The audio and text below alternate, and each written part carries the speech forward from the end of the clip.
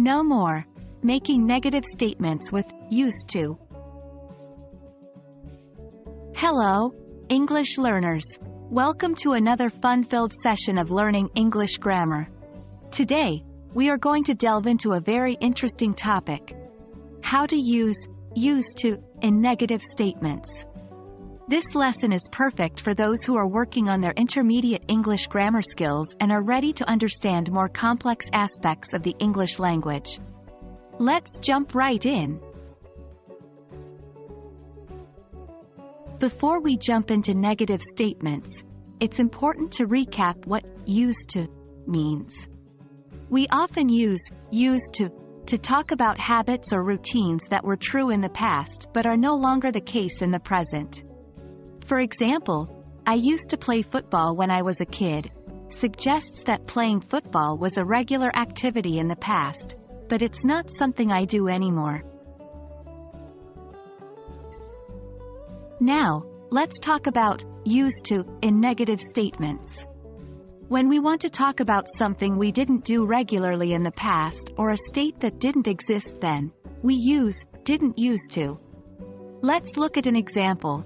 I didn't used to like vegetables. This sentence means that in the past, I did not have a habit or routine of liking vegetables. A common mistake people make is thinking they can use used to. This is not correct. Remember, the correct form is didn't used to. Another point to remember is that in negative statements, used to is spelled without a d at the end of use. This is because we follow the usual rule of not using ed in verbs after did or didn't. Let's practice this a bit. 1. We didn't used to have a car. In the past, we didn't own a car. 2. She didn't used to work here. Previously, she did not work in this place. Try to create some sentences of your own using didn't used to describe things that weren't your past habits or routines. And that wraps up our lesson on negative statements with used to.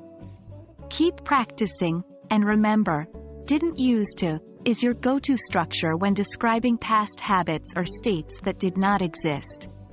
We hope this video was helpful. As always, keep practicing and don't hesitate to rewind and review this video if needed. We'll see you in our next lesson. Happy learning!